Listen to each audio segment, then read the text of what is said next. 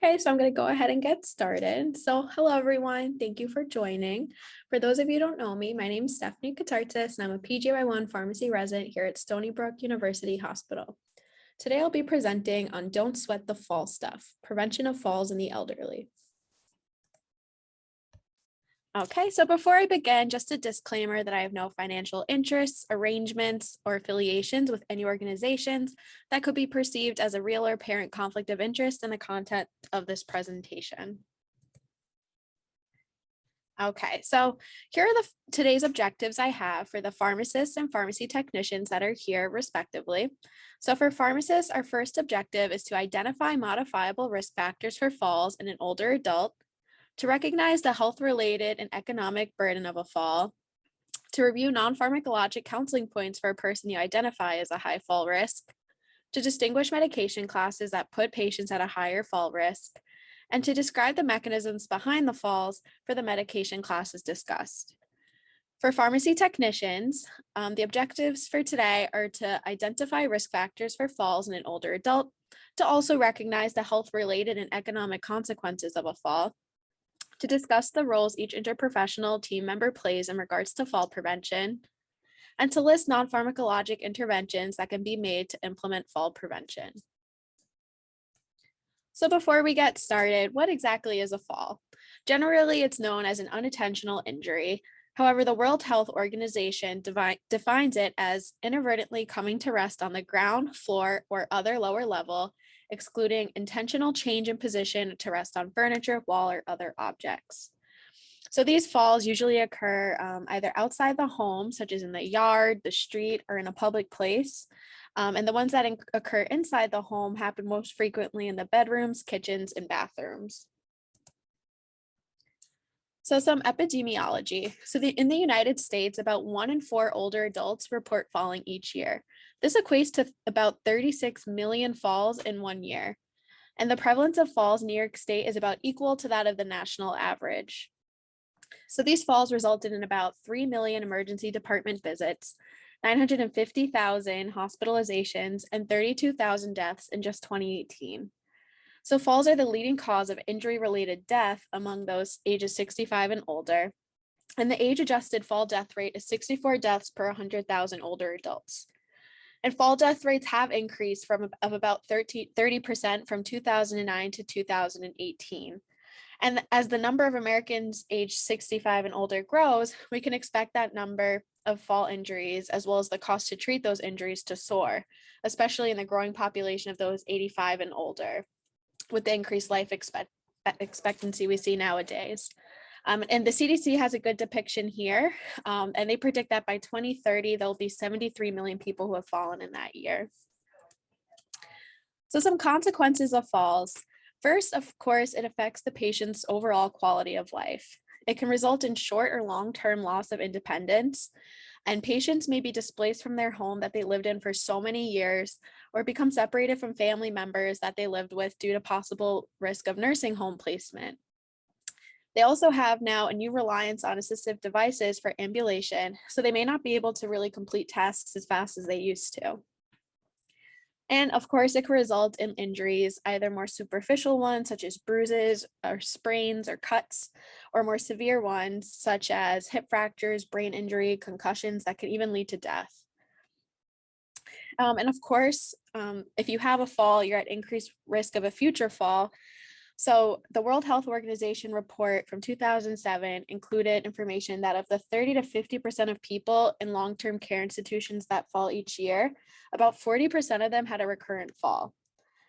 And there was another qualitative study done that showed that within 6 months of a fall-related emergency department visit, 22.6% of the older adults had at least one recurrent fall, and about 42.6% had a revisit to the emergency department. And lastly, this does cause a really huge cost burden to the patient, the family, and the institution treating the repercussions of the fall. So going more into hip fractures.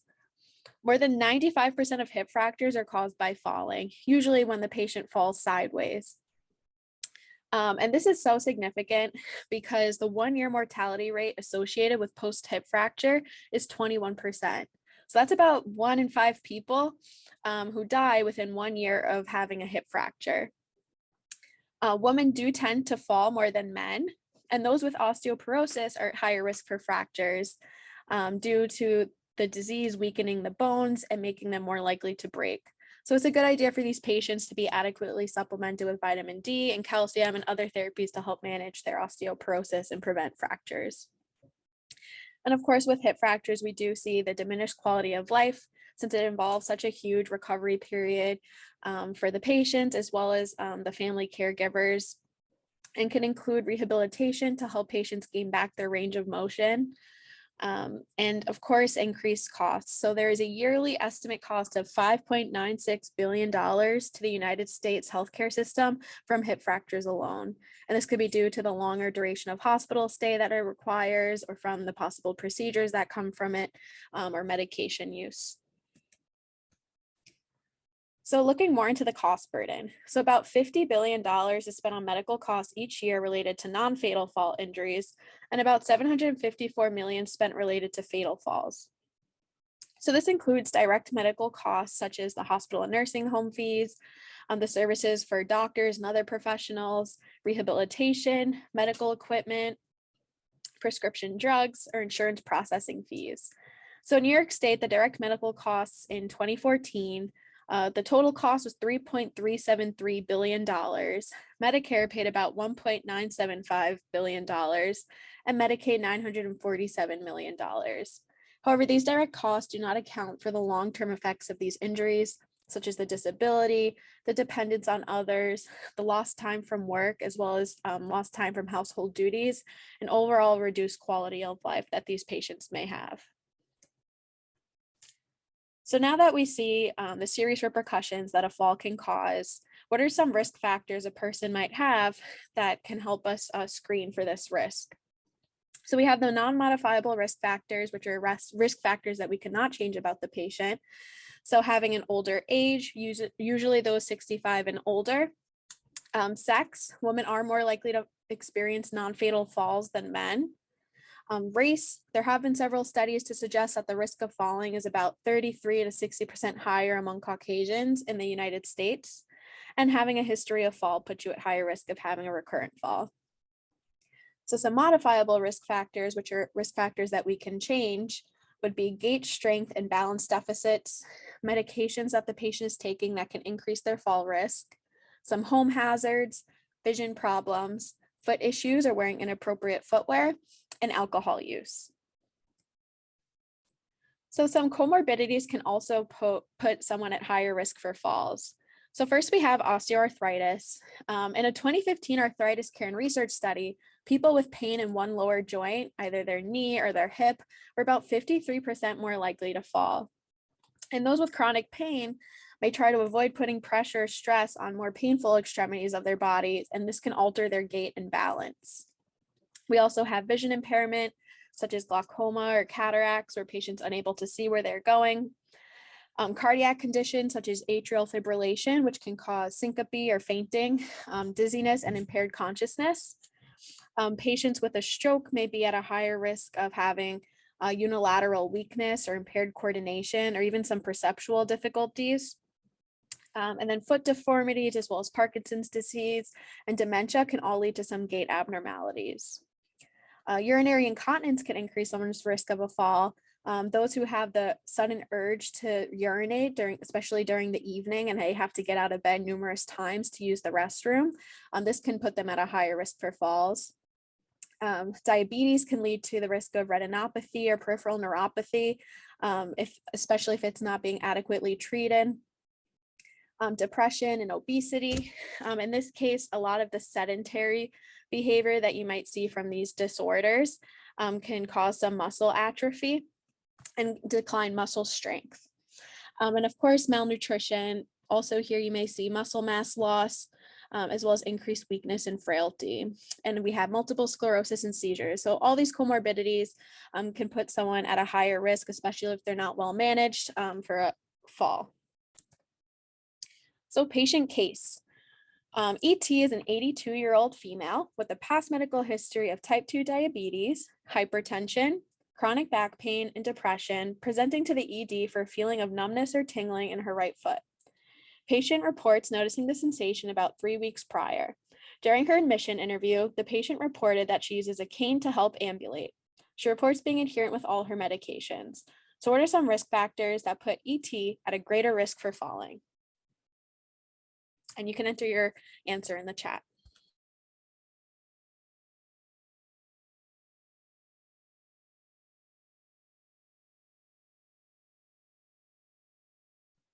Yes, so all the answers I see in the chat are correct. So her diabetes, hypertension, her age, her sex, and even the fact that she uses an ambulation device shows that she might come in with an unsteady gait, as well as the possible peripheral neuropathy or numbness in her right foot that can alter her gait as well. So the CDC acknowledges how falls can be a huge consequence for patients and their families, as well as the healthcare system. So they have an initiative that they started, which is called Stopping Elderly Accidents, Deaths, and Injuries, or STEADY. So this is an older adult fall prevention initiative for the Injury Center of the CDC to help assist healthcare providers in implementing steps for fall prevention, especially since there's some lack of standardization among the risk prevention approaches that we see for fall prevention. So they try to use a lot of their resources to be in line with the 2011 American Geriatric Society or British Geriatric Society clinical practice guideline for prevention of falls in older persons. So basically their information includes a toolkit with materials, algorithms, and brochures targeted for inpatient, outpatient, and pharmacy care. And they also have information that patients can take home and look at with their families in regards to risk prevention for falls. And of course, the CDC does recognize for inpatient care that during a hospital stay, older adults have decreased mobility, which can increase their functional decline risk, especially from being confined to their room or their bed. So they're more likely to experience a fall within the first month after discharge. So the STEADY initiative really is an interdisciplinary approach that involves a whole different bunch of professions. So first off, as pharmacists and technicians, we can help assess the patient's medication appropriateness, as well as assist with those transitions of care before a patient gets discharged and following up with them after. For nurses, they help provide direct education to the patients, as well as screen for possible orthostatic hypotension. We have physicians and physician's assistants who can perform physical exams, as well as manage the patient's medical comorbidities. Physical therapists play a really key role in helping strengthen and provide gait improvement for patients who are at higher risk for falls. And occupational therapists are great at helping patients for the improvement of activities of daily living, such as getting out of bed or getting dressed, and also can do safety assessments within the household to help mitigate fall risk. And social workers can help with the placement of rehabilitation facilities if needed, and other specialties that might not come to mind right away. But optometrists and ophthalmologists can really help maximize a patient's vision and sight. A podiatrist can help address any foot abnormalities, and a nutritionist helping make sure that the patient is well nourished and healthy. So the role of a pharmacist. So we play a huge role at identifying patients who are at a higher risk for falls, whether it's verifying orders and looking at the patient demographics and medications, or even when communicating with the patients, whether it's also older members in our community or family members. Many older adults take medications for sleep disorders, anxiety, high blood pressure, or chronic pain. So the side effects from these medications can alter mental status and induce drowsiness, loss of balance, and changes in vision, and other effects that can increase risk of falling. So since medications are often implicated, pharmacists can be instrumental in assessing and reducing falls risk, especially at times of transitions of care where falls may increase at times immediately preceding, during, or following a care transition. And this can be secondary to communication gaps between the patient and the team, the medical team, or the medication errors, or any increased confusion that can happen from overall displacement of a patient from their home or just going back and forth to different environments, which can contribute to falls. So the Center for Medicare and Medicaid Services, or CMS, have star ratings and quality measures on reducing the risk of falling. So since they recognize this puts an elevated importance on the fall prevention among institutional settings where inpatient and clinical pharmacists all have become a vital resource for reducing falls and fall risk. So since the CDC recognizes this as well, they have the Steady RX initiative, which was targeted more towards pharmacy and designed to improve collaboration between healthcare providers and pharmacists. So they provide a lot of guidance on how to screen high-risk patients, assess their medications, and intervene with effective prevention strategies to reduce fall risk. So this can include any changes in their medication regimen or dosing, et cetera. So there's a few steps here. We have the first step, which is to screen the patient for fall risk. 2, to assess the patient to see how at risk they are, or see if there's any modifiable risk factors that can be fixed. 3, to then share those interventions with the provider and patient. And 4, which is very important, follow up the patient to assess for any barriers to improve patient receptiveness to any changes that were made. So step 1 is screening patients.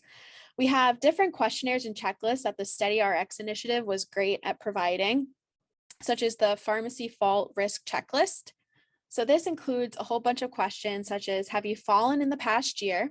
And if the answer is yes, you can ask the patient how many times or if there were any injuries. Do you feel unsteady while standing or walking? Or do you worry about falling? And if the answer is yes to any of these questions, then a comprehensive assessment may be warranted, where you look more into the different medication classes that they may be on with a fall risk. And it's really good to initiate this conversation with patients, since there is a tendency of patients to lack reporting falls. Either they think it was minor and don't realize that they might be at higher risk of a future fall, or they just have a fear of losing their of loss of autonomy. So pharmacists can screen these patients either when verifying orders or in any conversations they have with patients regarding their medical care. And physical therapists also play a vital role with screening patients with several tests that they perform. So that first we have the time up and go test, where basically the patient is asked to sit in a chair, stand up, and then walk 10 feet around a cone and walk back to the chair and sit down. So a time of 12 seconds or greater then indicates that the patient is at increased risk of falls. We also have the 30-second chair stand test that they perform, which I've also seen. And the patient sits in a chair, crosses their arms, and stands up and sits down as many times as possible in the 30-second period. So these are all great screening tools that we see in practice. So step 2 would be assessing the patient for fall risk. So first, as pharmacists, we of course look at their medications. Are there any adverse reactions to their medications that can increase their fall risk, such as lightheadedness or dizziness? Or is the patient adherent to their medication regimen, especially when managing their comorbidities that might put them at a higher risk? And of course, looking for polypharmacy. If a patient comes in with a list of 10 different medications, are there any medications that can interact to increase their risk of falls? Are there any duplicate indications for these therapies? And then we look at sensory function. So is there any visual impairment that we notice? Or is the patient squinting where they might need glasses? Or did they not get a yearly eye exam? And then of course, looking at assistive ambulation devices as a hint to see if they have an unsteady gait, and also looking for uncontrolled pain. And then more objectively, we can look at vital signs. So we can use blood pressure to assess for any hypotension or heart rate for any abnormal rate or rhythms. Another great risk assessment tool we sometimes see here at the institution is the Morse Fall Scale. So this is a risk assessment to identify the risk for falls in hospitalized patients. And it's a whole bunch of questions such as, is there a history of the patient falling? Does the patient have more than one comorbidity? Do they use an ambulatory aid? How was the patient's gait? What is their mental status? And then the answers to these questions all are assigned a certain amount of points. And then the total score is used to predict future falls and to address any modifiable risk factors that a patient at high risk may have. So a score of 0 would indicate that the patient is at no risk for falls, and a score of 46 or higher would indicate high risk for falls. So now going back to our patient case with ET. Which of the following professions can be involved in this patient's care to prevent falls?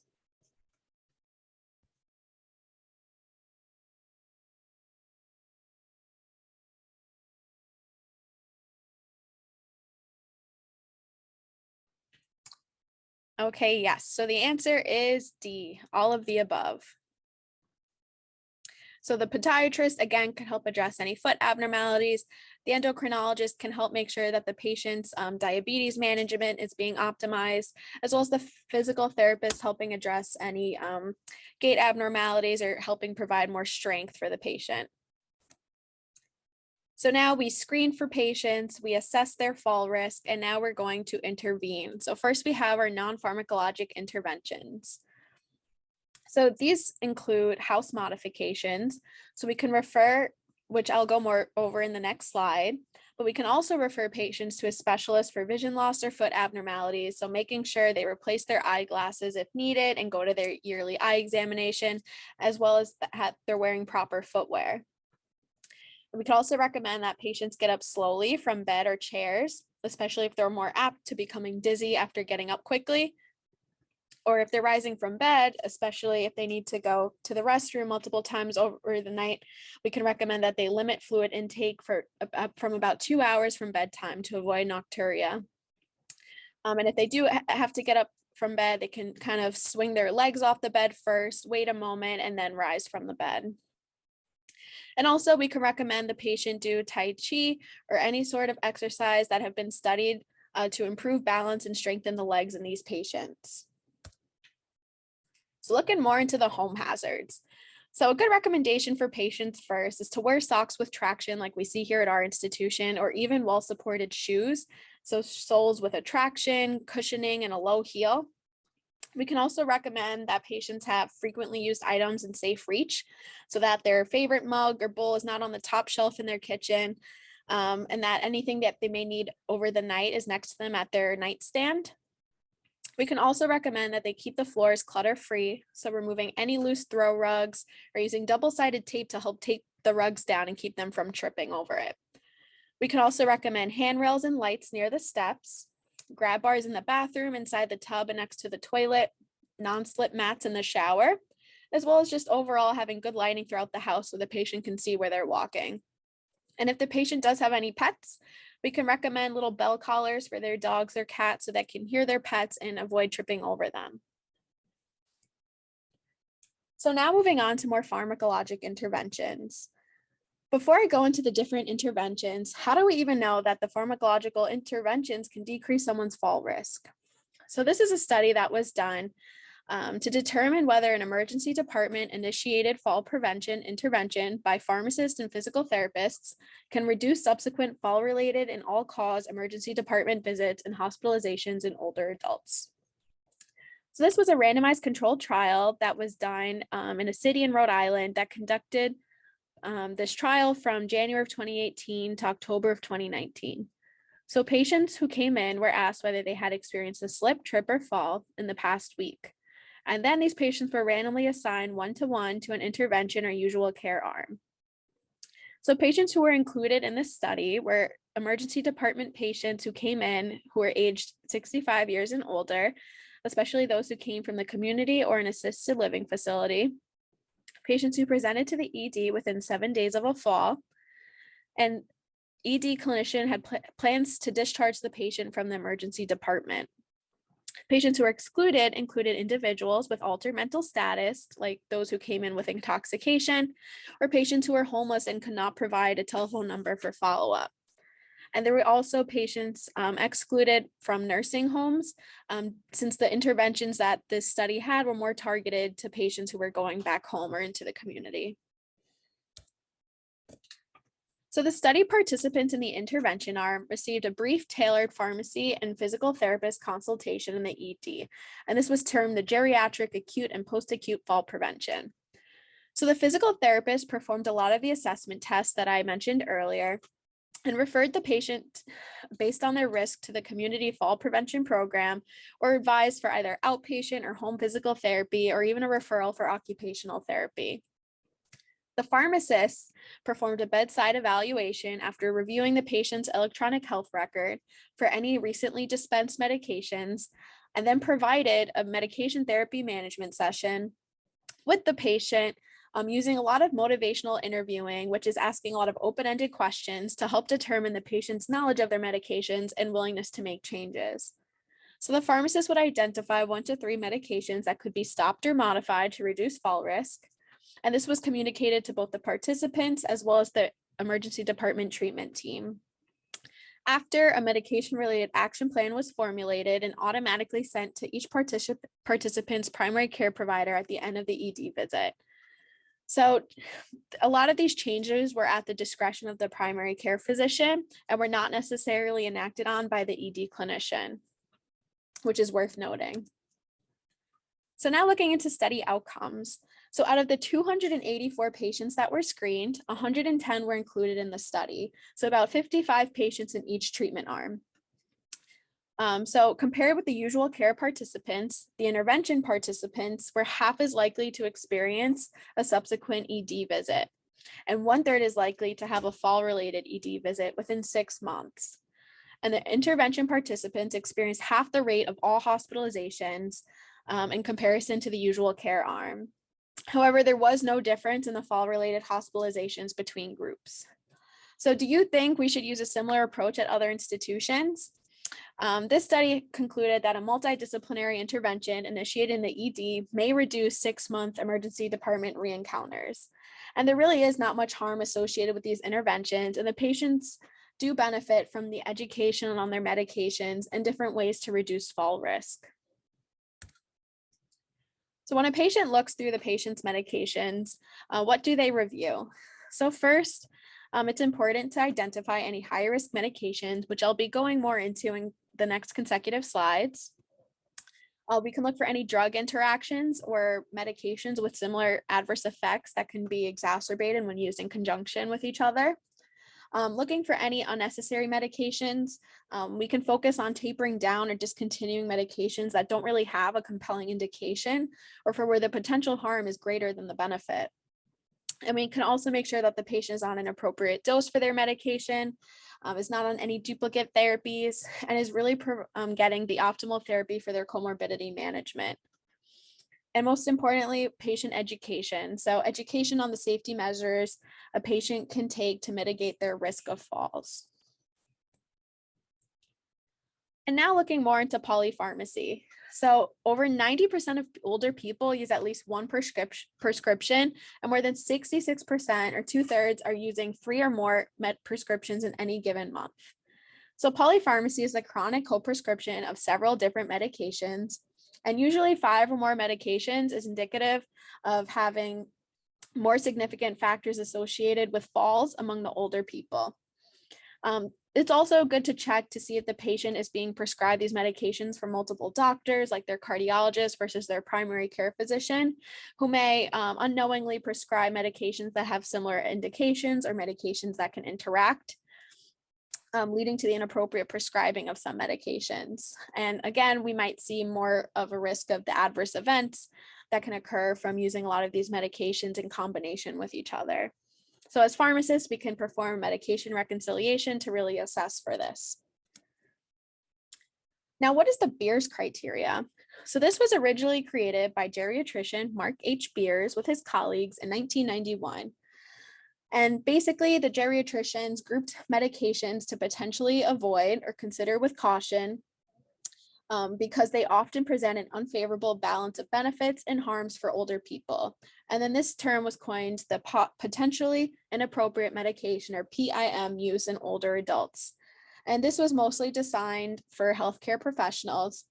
And potentially inappropriate does not necessarily mean we should restrict all of these medications for these patients, but it really is used more for a starting point for discussion to assess whether or not the patient might be getting more risk rather than benefit from these therapies. So this criteria then became transitioned into the American Geriatric Society Beers criteria in 2011. And since 2012, there's been a 3-year cycle where they continuously update this criteria of potentially inappropriate medication use with the new guidelines or studies that may come out. So basically, it's a comprehensive, systematic review and grading of evidence on drug-related problems and adverse events in the older adults. And a lot of these tables include medications that we want to caution with this older age population or should be avoided, or medications that should be avoided with concomitant medical conditions or other drug therapies. And then we also have, first off, the anticholinergics. So anticholinergic medications that are emphasized a lot in the Beers criteria have a wide range of physiologic effects. So effects including on the circulation, alertness, or vision.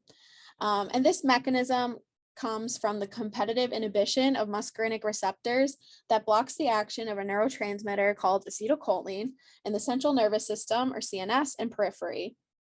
And these muscarinic receptors are found in various locations throughout the body, such as the eye and the GI tract. And most of the falls we see from anticholinergic medications are secondary to their CNS involvement. So that's the cognitive impairment, dizziness, lightheadedness, mydriasis, which is the dilation of pupils, or ataxia, which is impaired motor function. And since the brain has these muscarinic receptors, we see a lot of those CNS-like effects. And some medications can also have an added risk for sedation and orthostasis. So there's another fun mnemonic that I learned in pharmacy school, which some of you may know, to help remember the common side effects we see for anticholinergics. So we have the term mad as a hatter to indicate delirium, blind as a bat, which can indicate blurry vision, dry as a bone, patients can get a dry mouth and have dry skin, bloated as a toad for constipation, the heart runs alone, which can indicate tachycardia, and full as a flask for urinary retention or trouble urinating, and red as a beet. So we can see also some facial flushing with these medications. So PIMs, or potentially inappropriate medications, for anticholinergic medications, there's several different drug classes that are listed here. So the Beers criteria includes first generation antihistamines as a recommendation to avoid in the older age population. So this includes medications like diphenhydramine, meclizine, or hydroxyzine. And basically these medications are just highly anticholinergic, and especially with advanced age, you may see reduced clearance of some of these medications, which can exacerbate their side effects. We also have antispasmodics such as atropine or dicyclamine or even scopolamine, which are also highly anticholinergic and some with uncertain effectiveness for their indications. So again, looking at that risk versus benefit. They also recommend against the use of skeletal muscle relaxants such as carisoprodol or cyclobenzaprine, methylcarbamol, since these medications are poorly tolerated by older adults due to, again, the anticholinergic adverse effects, plus the added risk of sedation, weakness, and dizziness. It's also questionable since effectiveness at the lower doses that are tolerated by the older adults is questionable. So some other central nervous system acting agents, we have the recommendation to avoid the use of antipsychotics, the first generation chlorpromazine or haloperidol, and even the second generation quetiapine, clozapine, olanzapine, and risperidone, etc. So the mechanism behind this is that you also can get the reduced alertness, impaired neuromuscular functioning, sedation, dizziness, altered gait, and balance. An older generation is definitely a little more sensitive to these effects. So the recommendation is to avoid this use of this medication class for any behavioral problems of dementia or delirium, unless non-pharmacological options are not possible, and the older adult is being a threat to themselves and to others. So really, we only see these medications used when they're indicated for schizophrenia or bipolar disorder management, or even sometimes for the short-term use as an antiemetic during chemotherapy. Next, we have the antidepressants, such as the tricyclic antidepressants, which include amitriptyline, nortriptyline, doxepin, as well as the selective serotonin reuptake inhibitors or serotonin or epinephrine reuptake inhibitors, more predominantly paroxetine, in which the medications also, again, are highly anticholinergic, sedating, and can also cause some orthostatic hypotension. And then we have the anti-anxiety agent, meprobamate, that they recommend to avoid since it's also super sedating. Next, we're looking more into the benzodiazepine class. So older adults have an increased sensitivity to benzodiazepines, plus decreased metabolism of a lot of these long-acting agents. So they may be exposed to their effects a little bit longer than the average person, which might increase their risk of having side effects. So we have the short-acting medications such as alprazolam or lorazepam, the more long-acting agents such as chlordiazepoxide, clonazepam, or diazepam.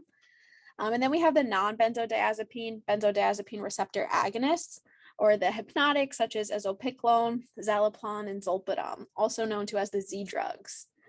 So basically all of these medications have a high risk of cognitive impairment, delirium, which can lead to falls and fractures. And again, these are only medications that are potentially inappropriate, but they may be appropriate in certain instances, such as an acute seizure disorder, rapid eye movement, sleep disorders, alcohol withdrawal, severe generalized anxiety disorder, or anesthesia. And the Z drugs have similar adverse effects as the benzodiazepines, with an increased risk of emergency room visits and hospitalizations, mostly due to this thing called the residual effect, in which the next day they still wake up a little bit fatigued, drowsy, and have some difficulty operating machinery. And with that, they only have minimal improvement in their sleep latency and duration. So the Beers criteria also contains a nice chart with medications to avoid in certain disease states, or in this case, medications to avoid in those with a history of falls or fractures.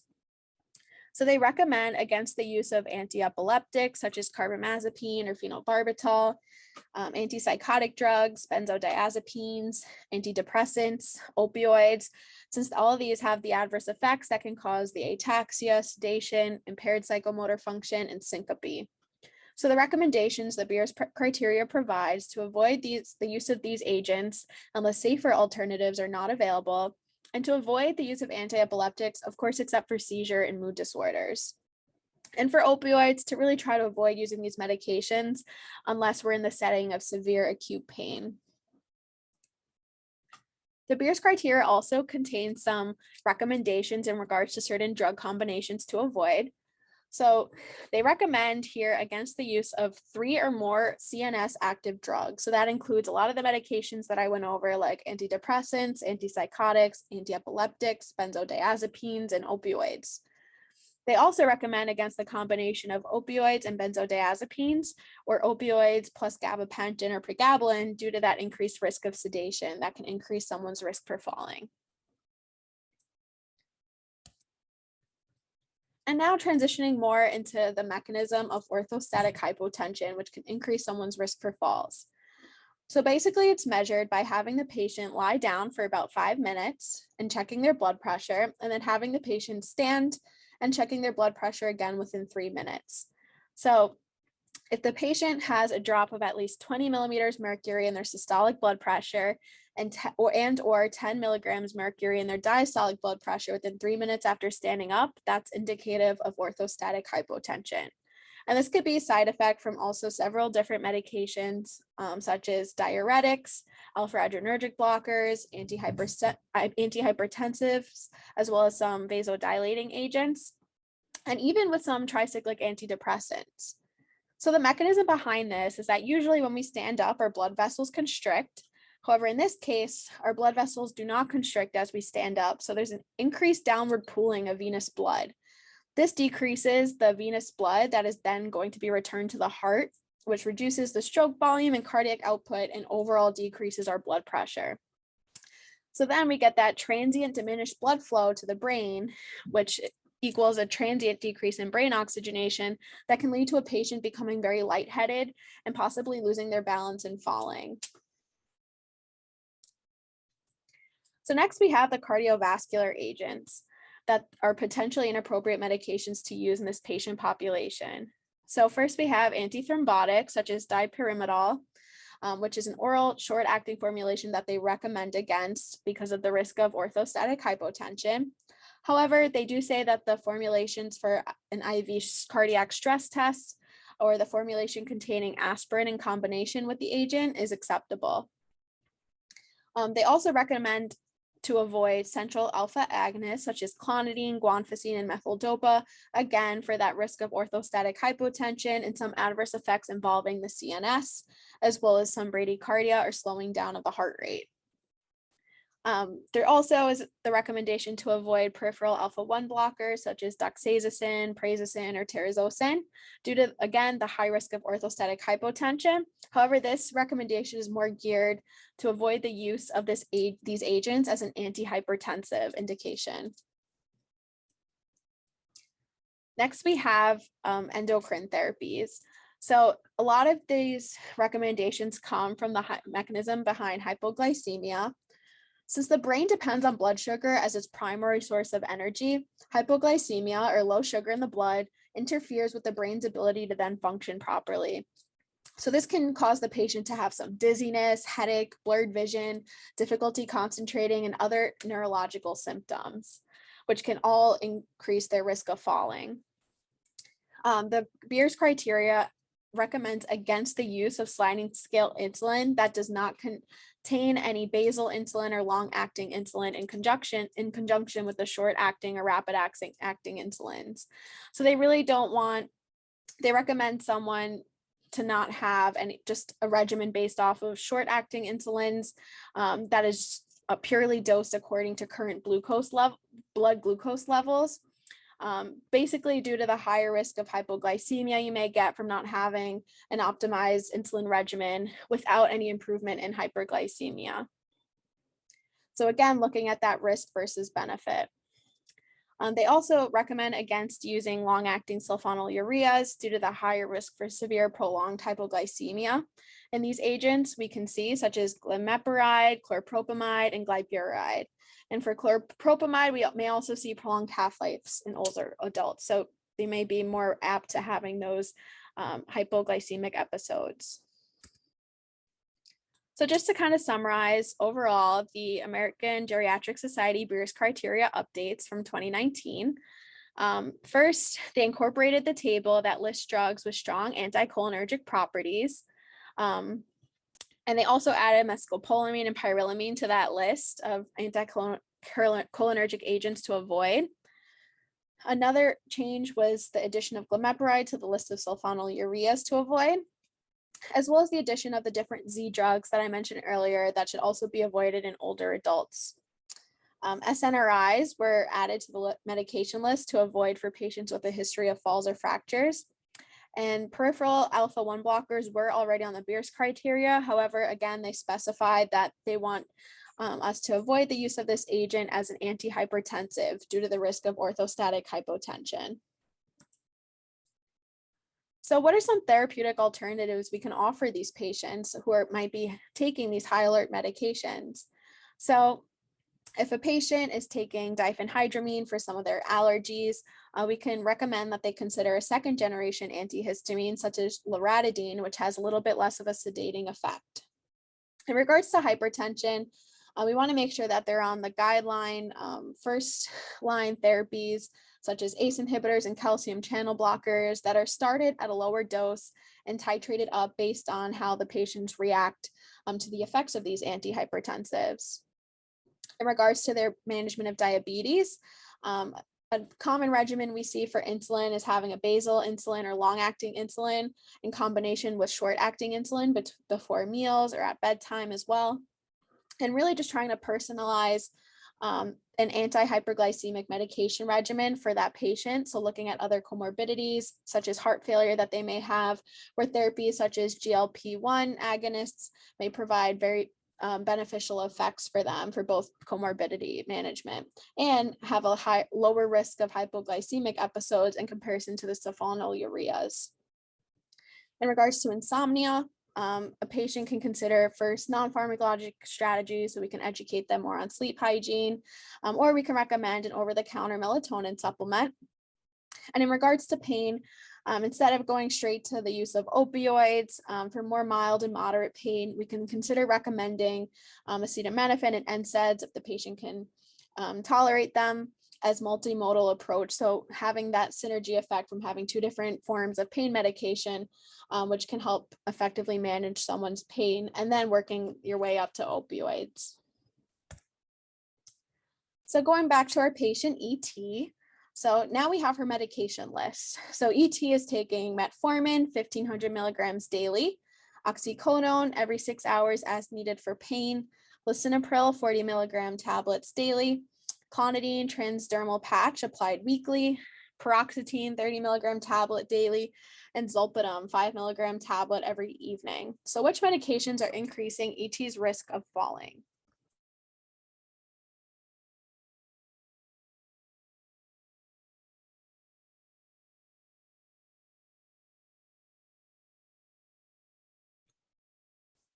Okay, yep. So in this next slide, I kind of highlighted the medications that might be some culprits and increase this patient's risk of falling. So her oxycodone, which can cause some sedation, lisinopril and clonidine, which especially when at higher doses can increase someone's risk for hypotension, paroxetine, and zolpidem.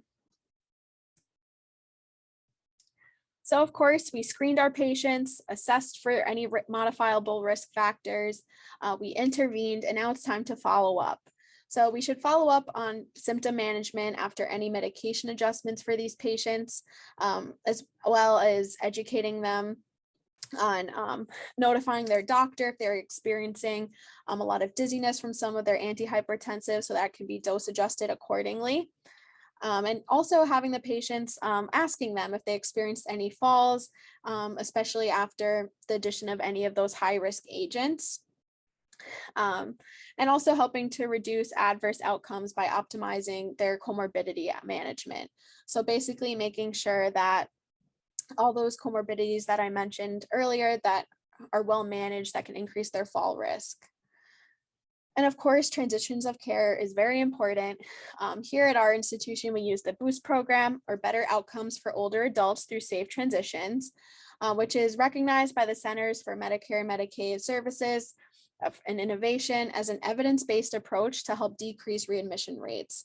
So pharmacists here can play a really crucial role and making sure we perform great medication reconciliations and try to help optimize patients' therapies for their treatment management, as well as educating the patients on any side effects that they may experience from these medications. And our final takeaway. So falls are so important to prevent, since they can lead to hip fractures, which have a really high morbidity and mortality rate. And as pharmacists and technicians, we can identify patients at high risk and educate them on their medications to help minimize these adverse effects. So we, again, with the Steady RX initiative from the CDC, we screen the patients who may be at high risk to identify them, assess them, and try to see at how high risk they are of falling. And then we provide our interventions, whether they're non-pharmacologic recommendations like moving around some furniture, or more medication related interventions, and of course follow up. And as a review of the different medication classes that we should keep an eye out for in patients who are high risk, include the benzodiazepines, opioids, a lot of the antidepressants, anticonvulsants, antipsychotics, peripheral alpha-1 blockers, and sulfonylureas. And again, this does not mean that the medications are contraindicated in this population, but just more of like a thought to have to try to see if there's any medications that can be taken away that the patient may not need, or any doses that can be adjusted to help mitigate the risk of falls that can come from these medications. So I'd like to acknowledge Joe, Amanda, and Caesar for helping me finalize the CE presentation. And I have some references. And I want to thank you all for joining. Again, please put your name in the chat for participation credit so I can go ahead and send you guys the CE assessment questions and then forward you all the code once I receive it. And if you have any questions, please do not hesitate to ask.